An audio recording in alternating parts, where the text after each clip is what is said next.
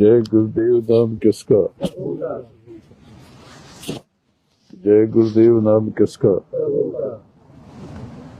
परम पूज्य गुरु महाराज के चरणों में नमन करता हूँ और आप सबको प्रणाम करता हूँ। ये मानो तन बढ़ जाएगा,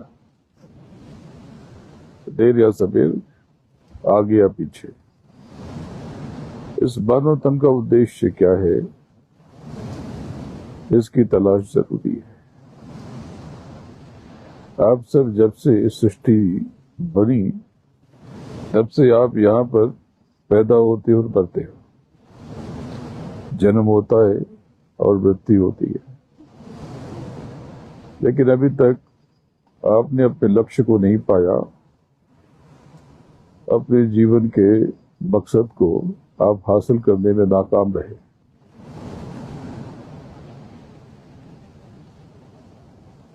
जिसको गुरु नहीं मिला उसका तो जीवन व्यर्थ, और जिसको गुरु मिल करके भी वो गुरु को भूल बैठा या छूट गए या उसने अपना काम नहीं किया, ये कम दुर्भाग्य की बात नहीं है। गुरु कौन है? सचखंड की, जिसकी पहुंच सचखंड में हो और सचखंड के मालिक की अनुमति से वो जीवों को पार लगाने के लिए इस देह में पहन करके जीवों को नाम की कमाई कराए और शब्द की डोर थमा दे, वो गुरु है।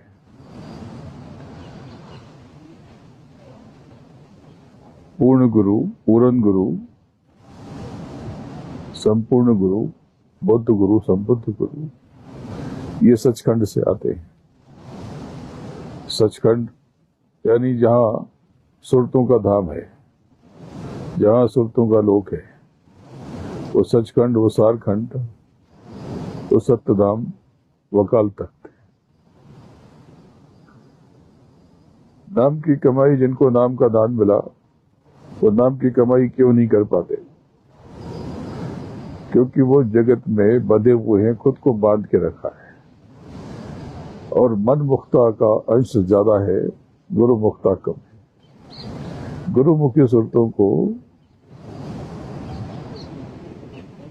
जब गुरुमुखी जीव जब देह छोड़ते हैं तो अपने सामने गुरु को पाते हैं और उनको यमदूत लेने नहीं आते। गुरु आकर के उनको अंतर में बताते हैं और सामने अपना हाथ बढ़ाते हैं। यमदूत पीछे खड़े होते हैं तो चुपचाप देह को छोड़ करके चुपचाप बड़ी खामोशी से, बिना दर्द के, बिना कष्ट के, बिना पीड़ा के बाहर निकल जाती और कर्मानुसार फिर आगे की कार्रवाई होती है। लेकिन गुरुमुखी सुरते, गुरुमुखी जीव इस जन्म में ही बहुत कुछ कर लेता है। जब सदगुरु चोला पहनते, देह पहनते हैं, तो वो जोगजीत को साथ ले लेते हैं। जोगजीत महासुंदर के स्वामी है। जोगजीत को वो साथ ले लेते हैं और यहाँ पर जीवों से किसी न किसी प्रकार की थोड़ी बहुत, छोटी मोटी, छोटी बड़ी, अलग अलग प्रकार की वो सेवा करवाते हैं, जिससे लेन देन बन जाए, जिससे जीव उनको छोड़ के हट न पाए। छोड़ के हट न पाए इसका आशय, कर्म प्रधान विश्व रचि राखा, जो जस करे सोई तस फल चाखा। तो सेवा करा ली, तो अब ये सेवा भी गुरु के पास जमा है। अब ये सेवा वापस करनी पड़ेगी, ये सेवा वापस करनी पड़ेगी। इससे जीव का सदगुरु से रिश्ता बना रहता है। फिर सच्चा सदगुरु, पूरा सदगुरु जीवों को नाम का दान देते हैं। नाम का दान देकर के उनको ऊपर के घाट पे बांध देते हैं और जोगजीत को इशारा कर देते हैं। जोगजीत उनके अंग संग रहते हैं। जब भी सदगुरु आते हैं, जोगजीत जरूर आते हैं। जोगजीत यहाँ पर उनके साथ ही रहते हैं। इसलिए कोई भी गुरु कभी अकेला नहीं होता, उसके साथ कोई ना कोई होता है, कोई ना कोई होता है। अगर ये जोगजीत चिरचोला छोड़ते तो तुरंत जोगजी दूसरे चोले में वहां पर प्रकट हो जाते हैं। तो देखो, गुरुमुखी जीवों के लिए नाम की कमाई बहुत सहज है, बहुत सरल है। इस संसार को व्यर्थ मत समझो, इस संसार को छोड़ के मत भागो, इस संसार को साधन बना लो, रास्ता बना लो।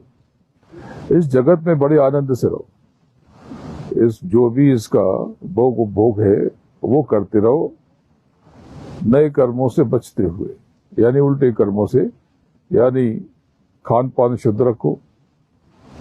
क्योंकि मांस खाओगे, जिसका मांस खाओगे वो तुम्हें खाएगा, वो जब तक तुम्हें नहीं खाएगा तब तक ये चक्र पूरा नहीं होगा। तो वो तुम्हें खाएगा तब जाके ये चक्र पूर्ण होगा। तो बात ऐसी है कि मूल बात को समझो।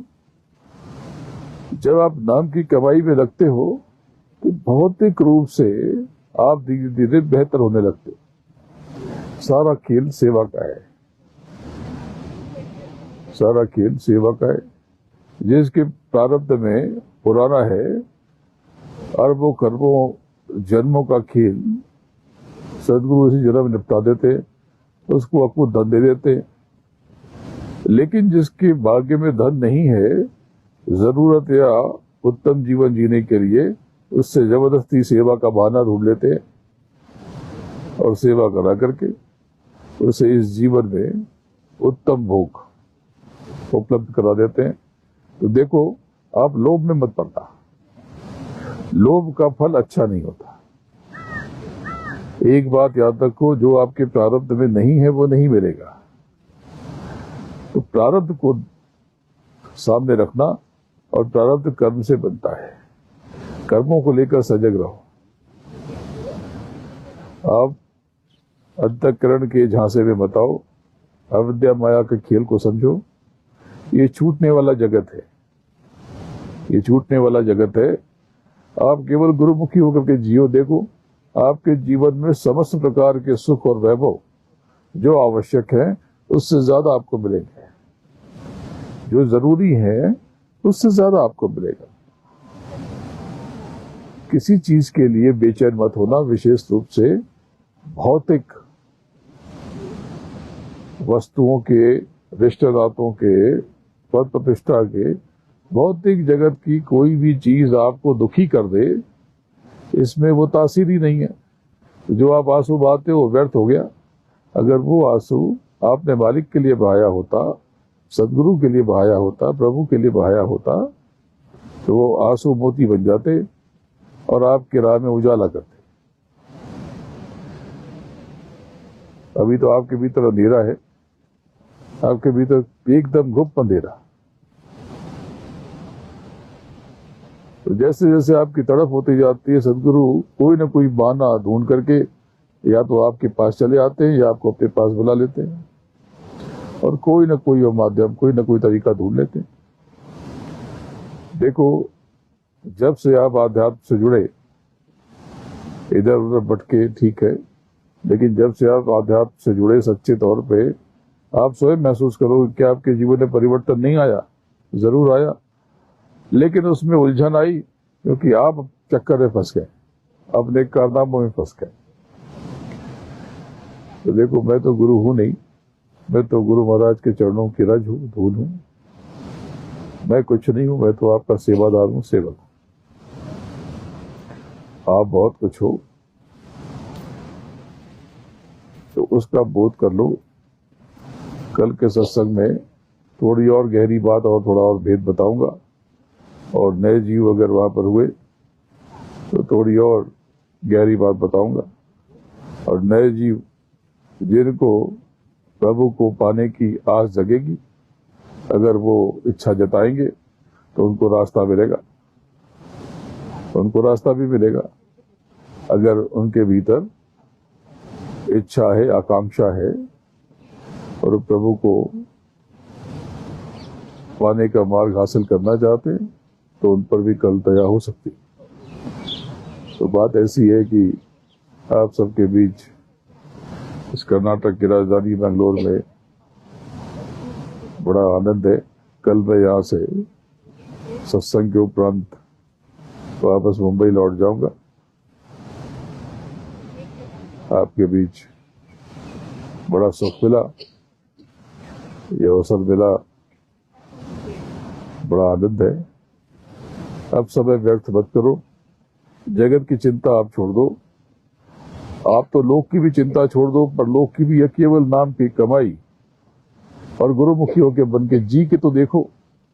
थोड़े समय गुरुमुखी होके तो देखो। बातें कम करो, भाव ज्यादा रखो।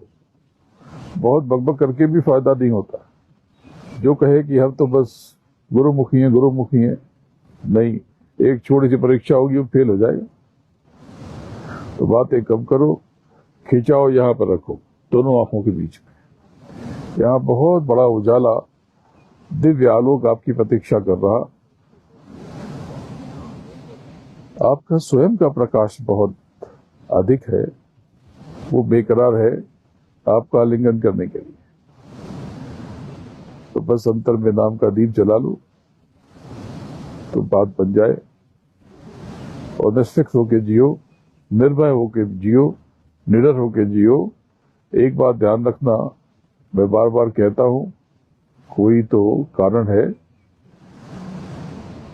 आप इसका जब चाहो तब आभास और एहसास कर दो। गुरुमुखी जीवों के पैर के नीचे जब कांटा आता है तो सदगुरु अपना हाथ उस कांटे के ऊपर उस पैर के नीचे रख देता है। तो आपको चिंता करने की क्या जरूरत है? बेचैन मत हुआ करो, अपना विश्वास बचा के रखो, आत्मविश्वास बचा के रखो। एकदम दृढ़ प्रतिज्ञ रहो कि मेरा सदगुरु मेरे साथ है, मेरा कुछ भी बुरा नहीं हो सकता। ये विश्वास रखो एकदम मजबूती से। देखो इतनी बड़ी महामारी आई, महामारी का घोटाला था कि महामारी थी, लेकिन देखो आप सब आराम से खाते पीते झूमते मौज करते उसमें से बाहर निकल आए। संसार में इतने उतार चढ़ाव आ रहे, लेकिन आप यकीन रखोगे तो तलवार का सुई हो जाएगा। ऐसा नहीं कि आपको आपके जीवन में कोई विघ्न नहीं आएगा, बिल्कुल आएगा। कर्मानुसार जो आपसे भूल चूक हुई है, जो आपसे खाता खुल गया, वो तो सामने आएगा। लेकिन गुरुमुखी जीवों को वो विपरीत परिस्थितियां आएंगी, लेकिन छू कर चली जाएंगी। तो आप निष्फिक्र रहो, आनंद से रहो और आगे बड़ा अच्छा है। थोड़ा अंधेरा हो रहा है पर ठीक है, रोशनी फिर भी बहुत है। ये रोशनी तो ठीक है, आएगी जाएगी। आनंद तो तब है जब भीतर रोशनी हो जाए, जब अपने भीतर प्रकाश हो जाए, तब तो बात है। तो चलो, बड़ा अच्छा लगा, आप लोगों के दर्शन हो गए। इसी बहाने सत्य की चर्चा हो गई। तो बस आप शब्द की डोर पकड़ने की तैयारी करो, निर्भीक रहो, निश्चिंत रहो, गुरुमुखी होकर के जियो। तो बस इस आप जीवन मृत्यु के चक्र से शब्द की डोर पकड़ते ही निर्मुक्ति के राह पर चल निकलोगे। जब आप कारण जगत को पार करोगे, शब्द स्पर्श रूप रसगंध के संसार के परे जाओगे, तब त्रिवेणी संगम यानी दशम द्वार, एकादश द्वार और द्वादश द्वार। तो जब दशम द्वार यानी निरंकार धाम को पार करके आप आगे बढ़ोगे, तब वहां पर एकादश द्वार में जैसे ही आप प्रविष्ट होगे, उस जगत को, उस संसार को मानसर कहते हैं, मानसरोवर कहते हैं, अमृतसर कहते हैं, अमृत सरोवर कहते हैं। और जैसे ही उसमें स्नान करोगे या वहां पहुंचोगे, वो स्नान रूहानियत का स्नान है, ऐसे जल का स्नान नहीं है। एक अलग सी आभा आपको घेर लेगी और उस प्रकाश में आप, उस महाप्रकाश में, उस महासरोवर के महाप्रकाश में आपके कर्म सारे के सारे नीचे बैठ जाएंगे, नीचे बैठ जाएंगे और आप क्रियामान कर्म, प्रारब्ध और संचित कर्म से आजाद हो जाओगे। संचित कर्म कारण जगत में संचित हो जाता है। सुरते यहां पर नीचे ये जीव है, लेकिन सुख संसार में शब्द, स्पर्श, रूप, रस, गंध, मन, बुद्धि, चित्त और अहंकार के जगत में सुरतें शिव कहलाती हैं और कारण जगत के ऊपर ये हंस कहलाती है। आपने सुना होगा कि फला फला फला परमहंस जी महाराज, परमहंस 1008, 1,08,000 वगैरह वगैरह। ये अगर वो सच्चे परमहंस है तो इसका मतलब कि वो कारण जगत के परे निकल चुके हैं। कारण जगत के नीचे परमहंस नहीं है, हंस नहीं है, हंस कारण जगत के ऊपर। और जब ऊपर चढ़ते हो, एकादश द्वार के आगे द्वादश द्वार जाते हो, तो वहां पर जो सुरतें होती है, पिया पद पे पहुंच के, यानी द्वादश द्वार पे पहुंच के पिया पद पे पहुंचते ही सारी सुरतें सिया हो जाती है। सिया अपने अंतर में राम को निहारती है और सिया राम, वही सिया राम, सिया का नाम। और अयोध्या के राजा राम वो अंतर के राम की बात है। ये ईश्वर का अवतार है, अयोध्या के राजा। भ्रमित मत होना। लेकिन उनका नाम अयोध्या के राजा राम, ईश्वर, वो अलग निरंजन है, निरंजन ब्रह्म है। उनका नाम निरंकार धाम के मालिक के नाम पर उनका नाम राम रखा गया। राम, जब उन्होंने देह पहनी तब भी राम की पूजा होती थी, राम की पूजा होती थी। तो कहते भी है कि राम से बड़ो राम का नाम। राम का नाम तो राम से भी बहुत बड़ा है। राम बहुत ऊंचा नाम है, इसे हल्के में मत लेना, ये हल्के में मत लेना। तो सिया राम, बाद में ये अपभ्रंश होकर सीता राम बना, लेकिन मूल नाम जो है वो सिया है। सिया, सिया में पूर्णता है, सिया में तड़प है। सिया जो अपने पिया को निहार रही है अंतर में, पूर्ण ब्रह्म को। यहां पर राम का मतलब दसम द्वार के मालिक नहीं है, यहां पे राम का अर्थ है पूर्ण ब्रह्म, वो सच्चा बादशाह, वो अकाल तख्त में विराजमान वो पूर्ण पुरुष, वही सदगुरु है। चलो आप सब आए, बड़ा आनंद हुआ। बोलो जय गुरुदेव। आगे समय बड़ा विपरीत आ रहा। प्राकृतिक आपदाएं चौहों आपको देखने में आएंगी। मैंने कहा था कि 28 तारीख से चंडी पूरी आंख से संसार को देखेगी, और ये मार्च अप्रैल बीतते ही करिश्मा इसका दिखेगा और प्राकृतिक आपदाएं धीरे धीरे करके आएंगी। घर घर में तनाव बढ़ेगा, राज्यों में, राष्ट्रों में तनाव बढ़ेगा, तो सब आपको अभी दिखाई दे रहा। आज से 6 महीने पहले ये सब परिस्थितियां नहीं थी।